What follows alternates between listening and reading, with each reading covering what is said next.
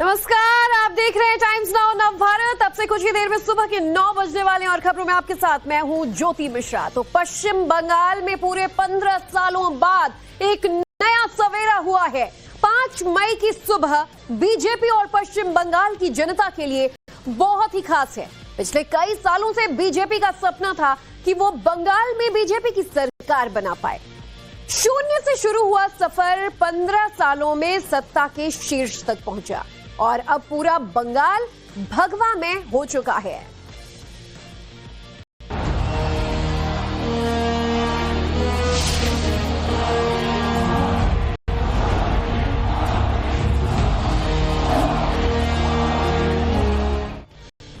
तो बंगाल की जीत ने एक बार फिर यह साबित कर दिया है कि प्रधानमंत्री नरेंद्र मोदी राजनीति के वो धुरंधर बन चुके हैं जिनके सामने अब कोई भी नहीं टिक सकता।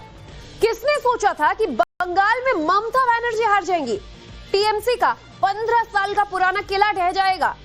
जो बंगाल कभी वामपंथियों का गढ़ था, फिर मां माटी मानुष के नाम पर ममता बनर्जी ने 15 सालों तक बंगाल पर राज किया। लेकिन मोदी और शाह की जोड़ी ने आखिरकार बंगाल का वो किला भी फतह कर लिया और अब बंगाल में बीजेपी का नया सूर्योदय हुआ है। बीजेपी की जीत कई मायनों में खास है। बंगाल में कमल खिलने के बाद प्रधानमंत्री मोदी ने क्या कुछ कहा वो भी आपको आगे बताएंगे। बंगाल में बीजेपी की जीत के क्या अहम फैक्टर्स थे ये भी समझने की कोशिश करेंगे। इन सबसे पहले देखते हैं जीत के जश्न के बाद बीजेपी के कार्यकर्ताओं की तस्वीर। कैसे वो जश्न में डूबे नजर आए। ना तो ये जश्न खास था और ना ही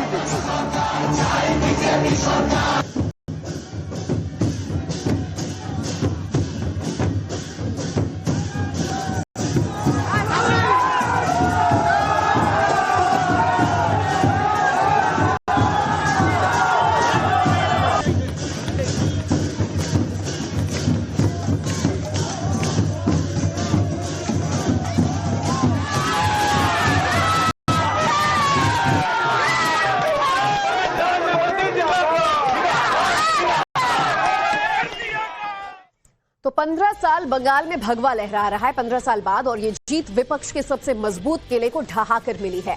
बंगाल में बीजेपी की ऐसी आंधी चली कि ममता दीदी सत्ता से बेदखल ही हो गई है। ममता के हाथ से केवल सत्ता ही नहीं गई, वो खुद भवानीपुर की अपनी सीट से भी हार गई है। 15,000 से ज्यादा वोटों से हार मिली। बंगाल में जीत की अब 5 और तस्वीरें आप देखिए टीवी स्क्रीन पर। कैसे जीत के बाद जश्न में डूबे कार्यकर्ता आतिशबाजी कर रहे हैं, सड़क पर नाच गाकर जश्न मना रहे हैं। 15 सालों बाद बीजेपी ने बंगाल में जीत का ये स्वाद चखा है। हावड़ा ब्रिज से लेकर बुलडोजर के साथ तक जीत के जश्न की तस्वीरें देखिए। बीजेपी कार्यकर्ताओं का जोश देखने लायक।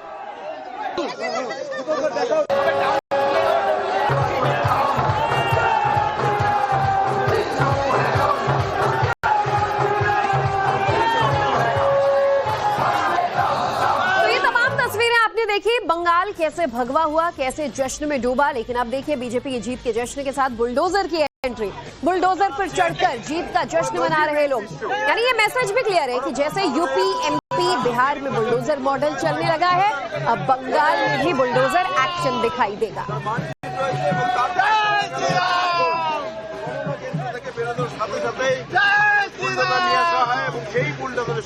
ये तस्वीरें दिखा रहे हैं भगवा हुआ बंगाल, बुलडोजर, जय श्री राम के नारे, कुछ ऐसी चीजें जो बीजेपी की पहचान मानी जाती है। अब वो पश्चिम बंगाल में गली गली, सड़क सड़क पर सुनने देखने को मिल रहा है। ब्लैक को नीचे कर लो, ब्लैक को हटाओ, ब्लैक को नीचे कर, अरे ब्लैक को नीचे कर लो।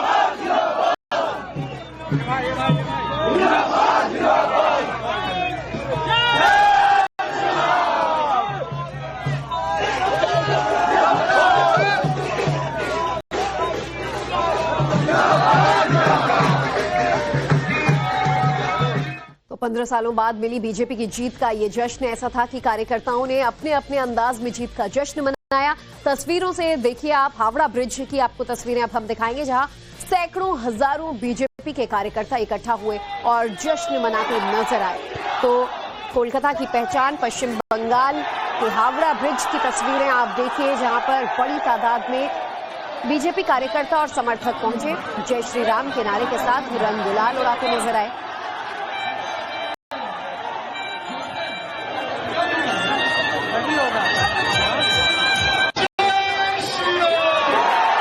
बीजेपी की जीत के साथ ही अब एक और तस्वीर भी सामने आई है, जिसमें बीजेपी के कार्यकर्ता बिरयानी खाकर भी जश्न मनाते नजर आ रहे हैं। अब ये तस्वीरें एक संदेश के तौर पर भी बांटी जा रही हैं कि देखिए, पश्चिम बंगाल में आरोप लग रहा था चुनाव प्रचार के दौरान कि बीजेपी के आने से मांस मच्छी बंद हो जाएगा। ऐसे में बिरयानी बांटकर भी संदेश दिया गया कि जो पश्चिम बंगाल का कल्चर है उसकी जीत हुई है और उस पर कोई रोक नहीं। प्रधानमंत्री नरेंद्र मोदी ने कहा कि बंगाल में 15 सालों बाद एक नया सवेरा हुआ है। उन्होंने कहा कि बंगाल की पावन धरा पर आज एक नया सूर्योदय हुआ है, एक ऐसा सवेरा जिसका इंतजार पीढ़ियों ने किया। साथियों, अभी 4 मई की यह शाम भले ही ढल रही हो, लेकिन बंगाल की पावन धरा पर आज एक नया सूर्योदय हुआ है।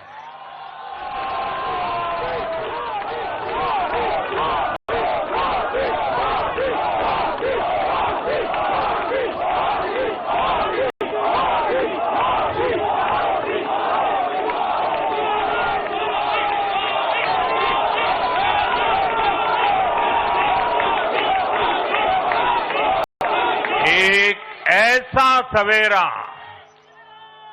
एक ऐसा सवेरा जिसका इंतजार पीढ़ियों ने किया है।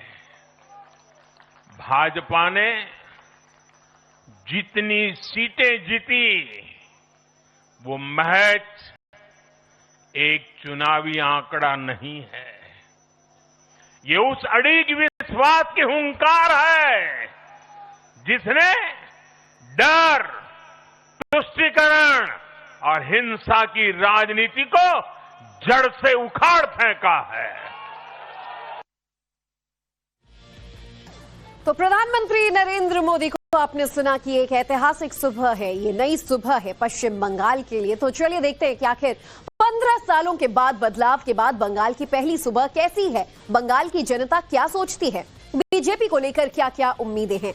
हमारे साथ हमारे तमाम सहयोगी बंगाल की धरती से जुड़ चुके हैं। अभिषेक राय हमारे साथ हैं, रविकांत राय हमारे साथ हैं और हमारे सहयोगी विद्यानाथ झा भी हमारे साथ जुड़ चुके हैं। सबसे पहले रविकांत का रुख कर लेती हूँ। रविकांत, बीजेपी के लिए और बंगाल के लिए ये जीत एक शब्द में ऐतिहासिक इसलिए भी मानी जा रही है कि न सिर्फ ये 15 साल का एक सफर था, एक किला था जिसे ध्वस्त किया गया, बल्कि महीनों सालों साल की ऐसी रणनीति जो देखने पर दिखाई नहीं दी, एक ऐसा एजेंडा जिस पर बीजेपी ने प्लानिंग के साथ काम किया और आज बंगाल की किला पर फतह हासिल की।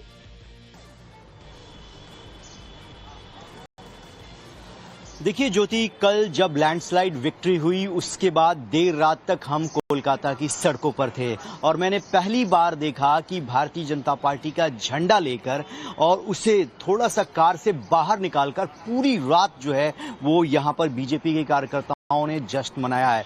और बहुत सारी लड़कियां थी, महिलाएं थी जो सड़क पर घूम रही थी। हमने उनसे पूछा कि देर रात तक आप लोग घूम रहे हैं, उन्होंने कहा कि एक नई सुबह है, इसका इंतजार किया है हम लोगों ने, क्योंकि इस तरीके से सड़कों पर जय श्री राम बोलने पर एक्शन हो जाता था। बहुत सारे ऐसे इलाके थे जहां डर के मारे हिंदू जय श्री राम नहीं बोल पाता था।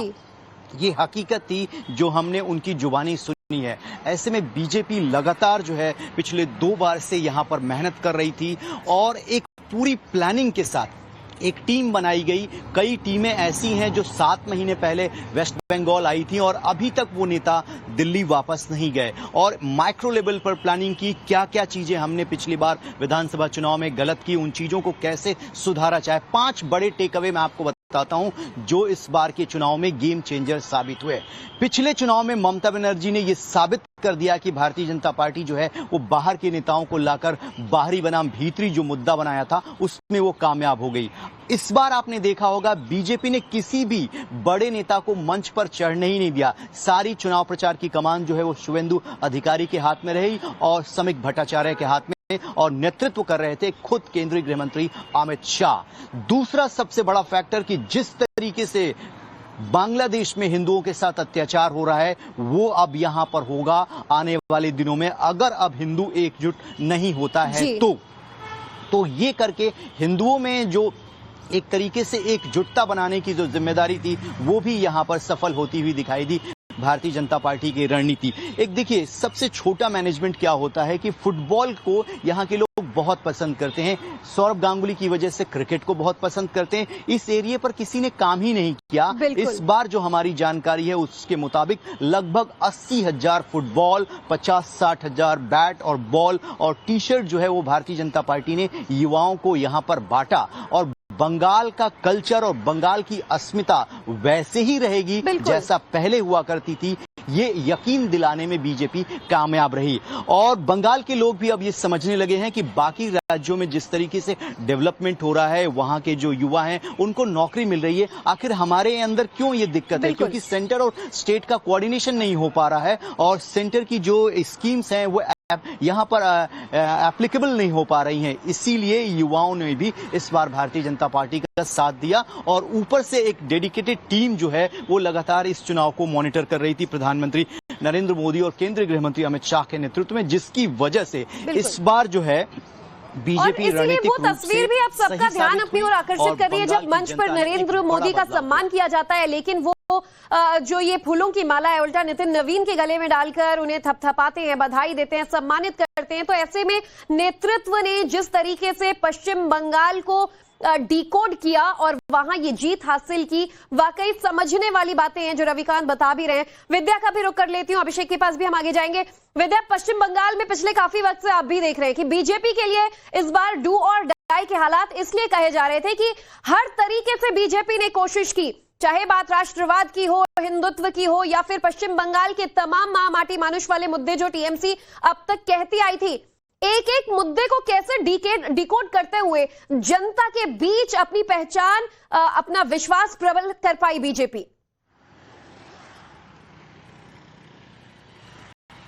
देखिए, बीजेपी ने 2021 में भी जोरदार तरीके से चुनाव लड़ा था, लेकिन सिर्फ 77 सीटों पर बीजेपी को संतोष करना पड़ा था। यहाँ पर जो लोगों से मेरी बात हुई, विशेषज्ञों से बात हुई, क्योंकि मेरे अंदर भी ये जिज्ञासा थी कि क्या बीजेपी जीत रही है। कल तो नतीजे आए, पूरे देश को और दुनिया को पता लग गया कि पश्चिम बंगाल को बीजेपी ने जीत लिया, ऐतिहासिक जीत है। लेकिन विशेषज्ञों के मुताबिक कि जब पिछली बार बीजेपी ने 77 सीटें जीती थी तो जीत और हार का जो फासला था वो 5 से 7 हजार के बीच था। इसके अलावा 80 से 90 सीटें ऐसी थी जहां मार्जिनल जीत टीएमसी को मिली थी। ममता बनर्जी ने ये जब आकलन किया कि 77 सीट बीजेपी कैसे जीती और 80 से 90 सीटें जहां पर बीजेपी हार गई थी, लेकिन ममता बनर्जी बहुत बड़े मार्जिन से, यानी उनकी पार्टी के जो नेता थे बहुत बड़ी मार्जिन से नहीं जीते थे, तो ममता बनर्जी ने एक स्ट्रेटजी पर काम किया जो बताते हैं जो विशेषज्ञ कि उन इलाकों में वोटर्स बढ़ा दिए गए। अब ये वोटर्स कैसे बढ़ाए गए, आरोप ये भी लगता है कि वहां पर 2-2, 3-3 ऐसे लोगों को उतार दिया गया जो 2-3 जगह वोट कर सकते थे, यानी कि जो आसपास के जिले थे उनके वोटर्स का वोटर आईडी कार्ड बना दिया गया। अब बीजेपी को ये बात जब समझ में आई, क्योंकि बीजेपी पिछले 6 महीने से यहां पर काम कर रही है, बीजेपी को जब ये बात समझ में आई तो बीजेपी को लगा कि पहले तो फर्जी वोटर्स हटाने पड़ेंगे, और यही वजह रही कि 47 लाख जो मृत लोग थे जिनका वोटर आईडी कार्ड बना हुआ था, जिनके नाम पर अभी तक वोट पड़ रहा था, 47 लाख वोट वहां से काटे गए। इसके अलावा जो बचे हुए फर्जी वोटर्स थे वो वोट कट गए। तो बीजेपी का जो पहले कैलकुलेशन हम देख रहे थे कि 150-160 सीट बीजेपी जीत रही है, ये वही कैलकुलेशन था। लेकिन इसके अलावा जो रविकांत कह रहे हैं कि बीजेपी ने पश्चिम बंगाल की रूह को समझा, पश्चिम बंगाल की माटी को समझा, पश्चिम बंगाल के मानुष को समझा, और जिस मां माटी और मानुष को लेकर ममता दीदी लगातार चुनाव में प्रचार करती रही थी उसको बीजेपी ने पूरी तरीके से भुनाया। पश्चिम बंगाल की जनता 15 साल के शासन से उकता भी चुकी थी, लेकिन वोटिंग और चुनाव का मैनेजमेंट टीएमसी का ऐसा था कि यहां पर किसी की जीत संभव नहीं हो सकती थी। उसी मैनेजमेंट को बीजेपी ने समझा और बीजेपी ने अपनी तरीके से इस पूरे मैनेजमेंट को देखते हुए इस बार का चुनाव लड़ा, और उसका नतीजा हम देख रहे हैं कि वो अपनी सीट पर तो हारी ही, लेकिन पश्चिम बंगाल में कैसे एक रिपोर्ट टीएमसी के नेता दिखा रहे थे कि किसी एक पार्टी के सीक्रेट डॉक्यूमेंट कहते हैं कि 78, 79 सीटें उन्हें आएंगी, लेकिन उल्टा ये तो टीएमसी के साथ ही ऐसा खेला हो गया यहाँ पर। और अभिषेक का भी मैं रुख कर लेती हूँ। अभिषेक, क्या क्या नीतियां रही जो सफल हुई और क्या कुछ फैक्टर्स थे टीएमसी के खिलाफ हुए, इन तमाम पहलुओं पर आगे हम चर्चा करेंगे। लेकिन जीत के बाद से ही एक ऐसी तस्वीर पश्चिम बंगाल में जगह जगह से हमें देखने के लिए मिल रही है जिसमें लोग अब खुलकर बोल रहे हैं। महिलाएं खासतौर पर, ऐसे लग रहा है कि एक डर था जो अब तक हम जिसे साइलेंट वोटर बोल रहे थे वो अब वोकल वोटर हो गया है। सब खुलकर अपना अपना दुख दर्द रो रहे हैं, सब बता रहे हैं कि हमारे साथ क्या अन्याय हुआ। क्या ये वाकई वो साइलेंट वोटर था जिसने अपना बड़ा समर्थन बीजेपी को दिया, जो टीएमसी के ऊपर लग रहा है वायलेंस के आरोपों से अब तक चुप था?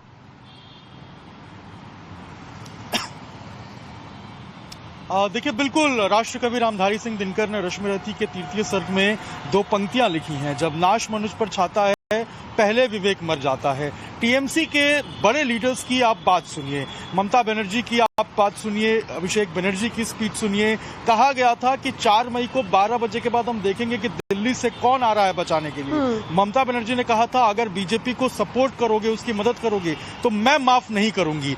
इस भय के वातावरण को भरोसे में तब्दील किया भारतीय जनता पार्टी ने। 2.5 लाख से अधिक पैरामिलिट्री फोर्स के जवान लगाए। इसके अलावा आप देखिए पूरे समीकरण को, कट, कमीशन, क्राइम और महिला सुरक्षा, ये 4 ऐसे मुख्य बिंदु थे जिसे हर मंच से, चाहे प्रधानमंत्री मोदी हो, गृह मंत्री अमित शाह हो, योगी आदित्यनाथ हो, लगातार करते आए थे। और महिला सुरक्षा को लगातार, चाहे आरजी कर से जोड़ना, आरजी कर की पीड़िता की मां को टिकट देना, ये तमाम वो पहलू थे जिसको भारतीय जनता पार्टी जानती थी कि बंगाल के अंदर महिला वोटर जो है वो काफी ज्यादा अहम फैक्टर जो है वो प्ले करता है। और लक्की भंडार टीएमसी का आप याद रखिए, ममता बनर्जी की जो लक्की भंडार है वो ऐसा नहीं है कि एकदम फ्लॉप थी। साल 2021 में जिस तरीके से जो प्रचंड बहुमत ममता बनर्जी को मिला था, उसके लिए उसने प्रॉपर प्लानिंग की थी ममता बनर्जी ने। और इस बार भी ममता बनर्जी को लगता था कि लक्की भंडार जो है वो काफी हिट होगा, लेकिन लक्की भंडार के ऊपर महिलाओं ने अपनी सुरक्षा चुना, महिलाओं ने अपना सम्मान चुना। और लोगों को बताया गया कि मोथाबारी याद कीजिए आप, मोथाबारी में जिस तरीके से घटना हुई थी, धुलियान याद कीजिए आप मुर्शिदाबाद की, जहां महिलाओं की अस्मिता से छेड़छाड़ हुई थी, आरजी कर याद कीजिए आप। तो इन तमाम पहलुओं को, इन तमाम मुद्दों को भारतीय जनता पार्टी ने लोगों के सामने उठाया और लोगों ने इस बात को समझा। और जो भरोसा 2.5 लाख पैरामिलिट्री फोर्स का दिया गया था वो जमीन पर देखने को भी मिला। और यही कारण है कि प्रचंड बहुमत हुआ, लोग अपने घरों से बाहर निकले, 93% तक मतदान गया। और 201 का फिलहाल ये आंकड़ा, इसे प्रचंड बहुमत ही कहेंगे। और ऐसे में देखिए पश्चिम बंगाल के लिए निश्चित तौर पर आज एक नई सुबह है और आज से एक ऐतिहासिक सियासी दौर की शुरुआत यहां जरूर होने वाली है। आप तीनों से हम आगे भी अपडेट्स लेंगे, लेकिन फिलहाल हमारे सभी सहयोगियों का बहुत बहुत शुक्रिया। एक बड़ी खबर इस बीच आ रही है, बंगाल और असम में बम्पर जीत पर प्रधानमंत्री का पोस्ट सामने आया है। पीएम ने अपने पोस्ट में कहा है कि मेहनत से मिली सफलता स्थायी होती है। तो प्रधानमंत्री नरेंद्र मोदी ने एक बार फिर से एक नई सुबह के साथ आभार जताते हुए कहा है कि अथक परिश्रम और सत्य के मार्ग पर चलकर प्राप्त की गई सफलता स्थायी होती है। इससे जहां आत्मविश्वास बढ़ता है, वहीं मन को अद्भुत संतोष भी मिलता है। तो पश्चिम बंगाल, असम, पुडुचेरी में मिली ऐतिहासिक जीत के बाद ये संदेश प्रधानमंत्री का 5 मई की सुबह कि जो अथक परिश्रम और सत्य के मार्ग पर चलते हैं वही जीत जो है वो स्थायी होती है, सफलता स्थायी होती है। यानी कि इन तमाम राज्यों में, खासतौर पर असम में देखिए बीजेपी एक बार फिर से प्रचंड जीत के साथ सरकार बना रही है। पश्चिम बंगाल में ऐसी जीत हासिल की है, पहली बार बीजेपी की सरकार बनेगी। तो इन तमाम बातों का जिक्र करते हुए उन्होंने कहा कि ये अथक परिश्रम और सत्य के मार्ग पर चलने का ही नतीजा है।